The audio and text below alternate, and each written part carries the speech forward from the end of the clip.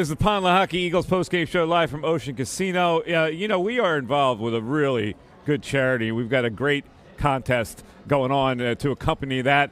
Mark Farzetta is going to tell us a little bit about it. Mark, tell us about eBot. Let me just start with the lead here. You're still in the lead, Mike Missinelli, with Team Miss over Team Joyner just by a hair. Team Gunner is making a strong comeback, and Team Farzi is left in the dust at this point. But anyway, we're going to tell you right now about this great partnership we have with the EBOD Foundation, EBOD. And just like in football, every team relies on the strength of its players working together as a team. Well, right now you could be part of that team and help combat Alzheimer's as well as dementia by getting involved in this great charity event with us. For a ticket to the big game sweepstakes, you simply text the word SCORE to 833-202-9835. That's 833-202-9835. Also use promo codes Team Miss, Team Seth, Team Gun, and Team Farzi to be part of our golf teams and take part in this great foundation to help combat Alzheimer's and combat dementia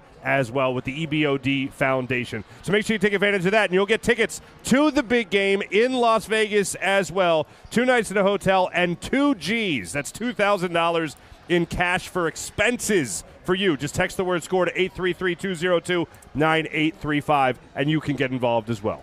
That's good. That was a cool graphic, by the way. You like that graphic? Yeah, very colorful. Our graphic team did a lot of work on that. Absolutely. All right, let's move on to some game balls here, ladies and gentlemen. To me, kind of an underplayed guy. I'm going to go with Devontae Smith for my game ball. All of a sudden, you look up, and he had 99 yards receiving and a monster catch down the end where he really strategically warded off that cornerback and got it and draped it to get to the 1 yard line, and that turned out to be the game-winning touchdown. So I'm going to go with Devontae today. Excellent choice, Mike. Excellent choice. I have to go with Jalen Hurts in tonight's game.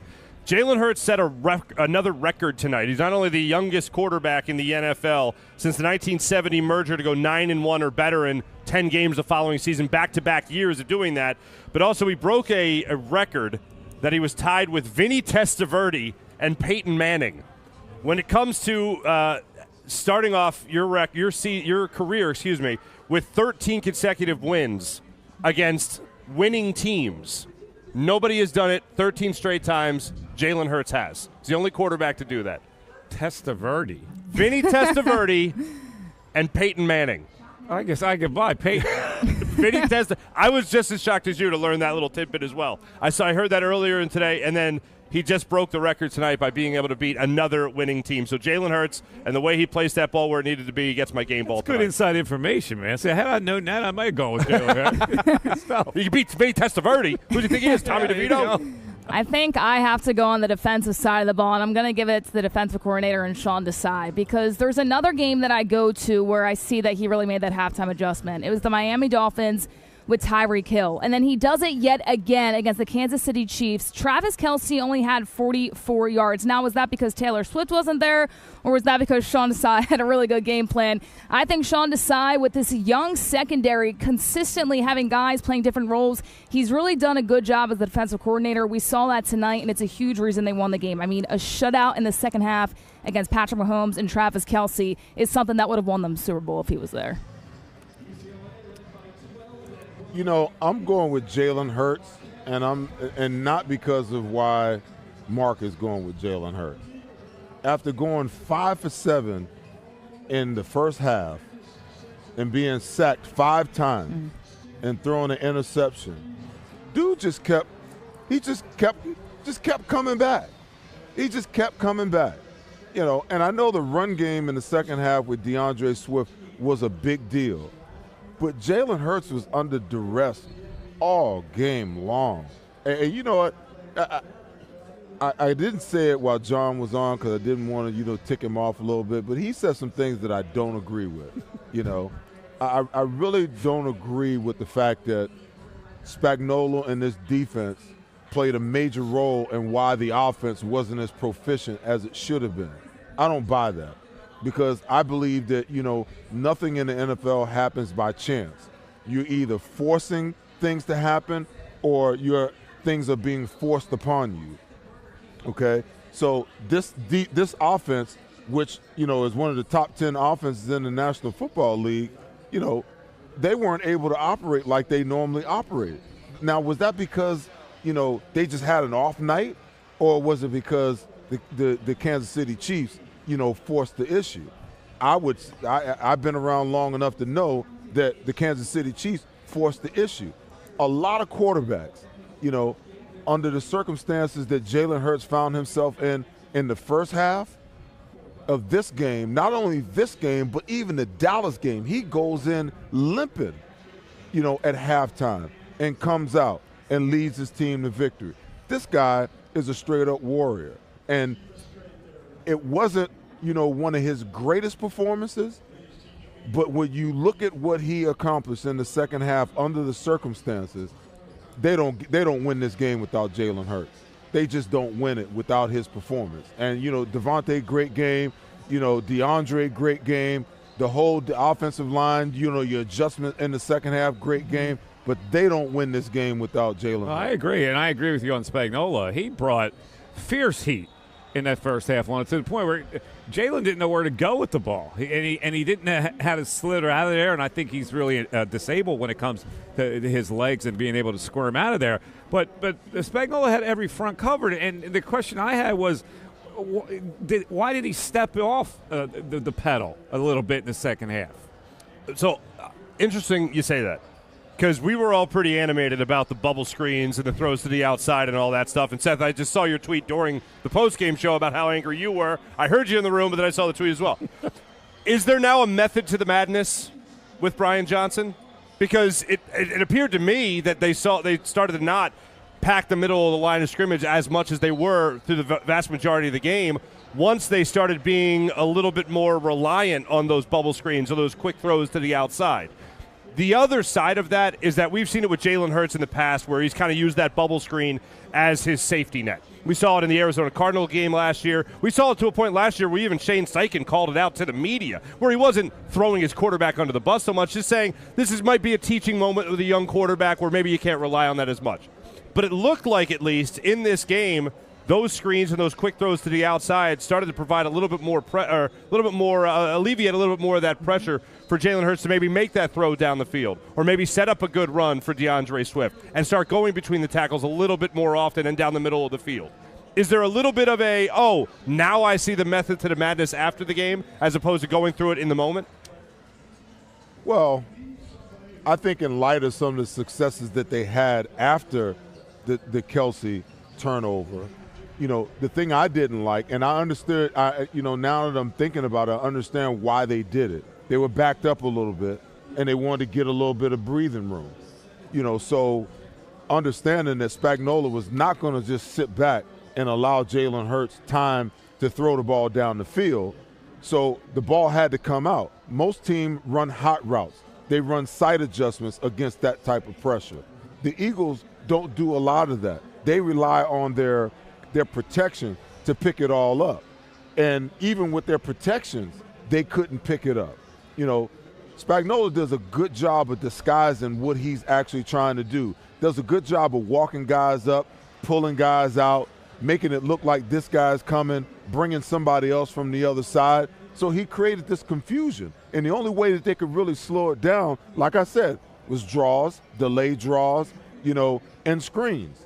What I didn't like was the first down screen that they ran, because you were conceding to the fact,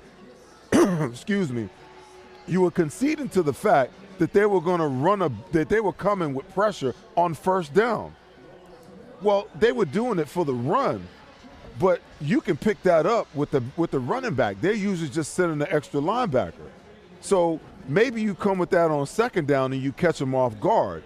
But you ran it boom, boom, 2 times in a row, and it didn't work. But then when they started running to DeAndre Swift, and had we had Dallas Goedert, we would have probably ran some tight end screens at the same time.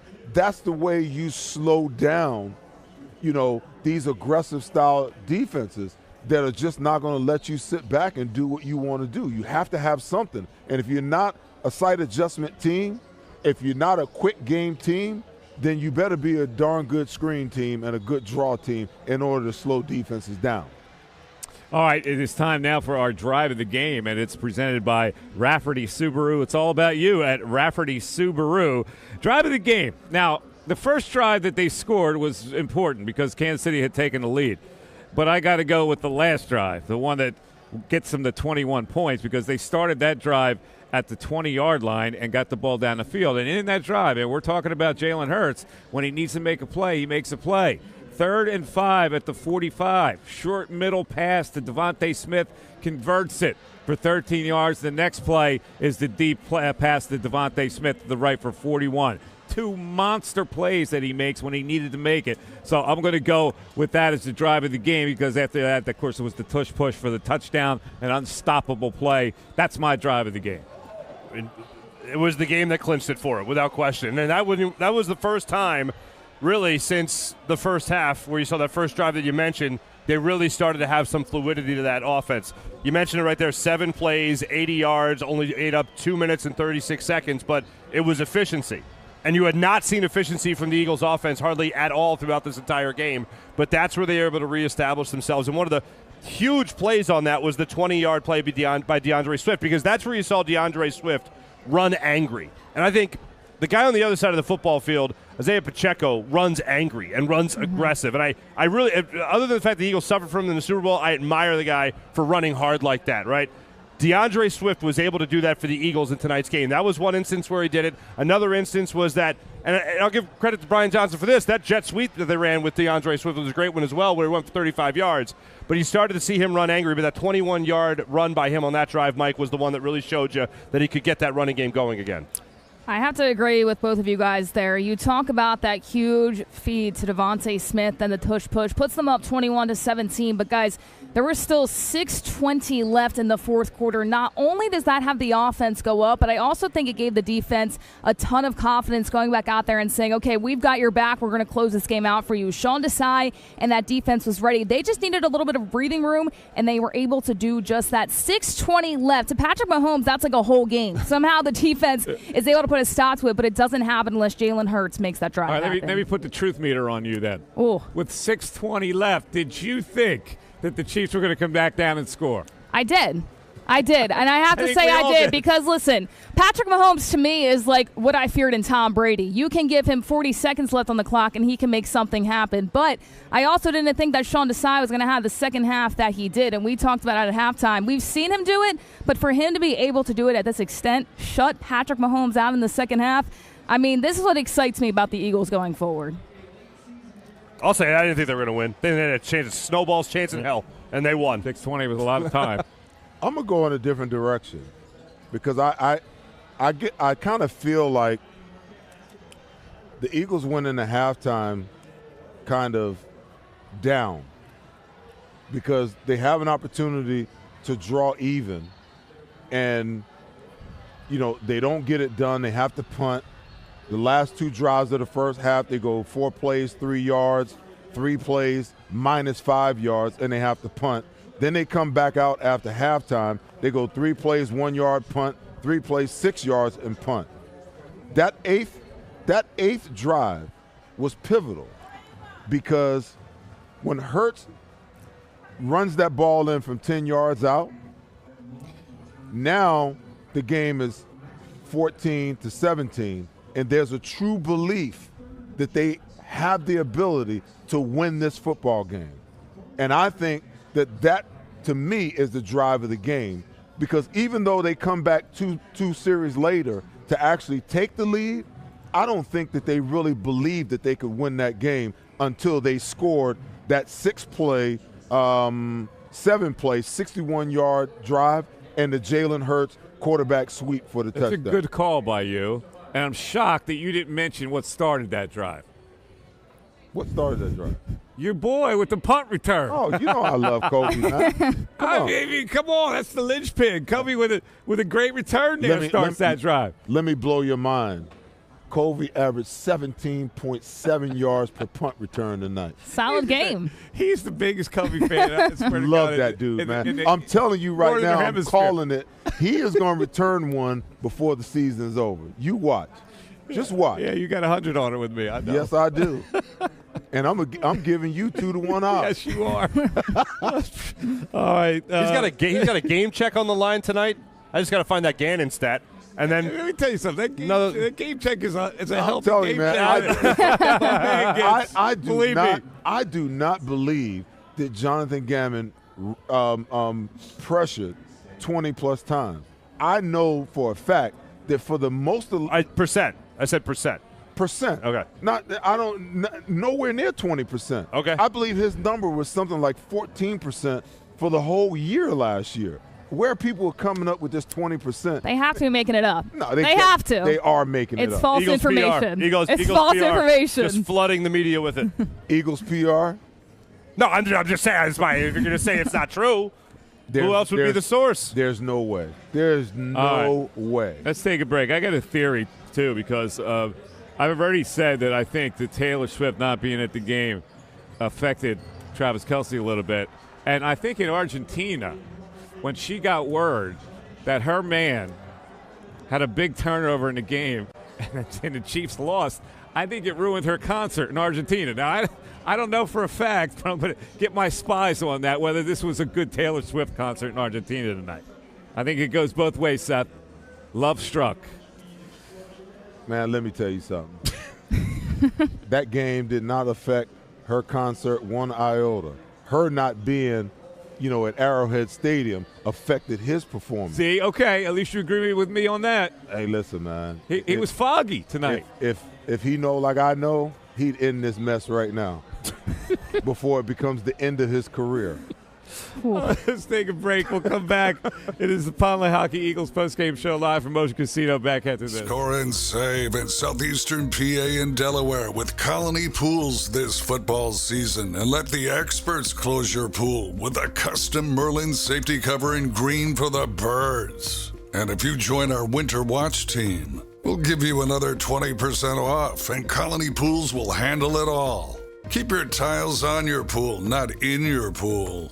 Fly with Colony right now, Birds fans. Visit flywithcolony.com.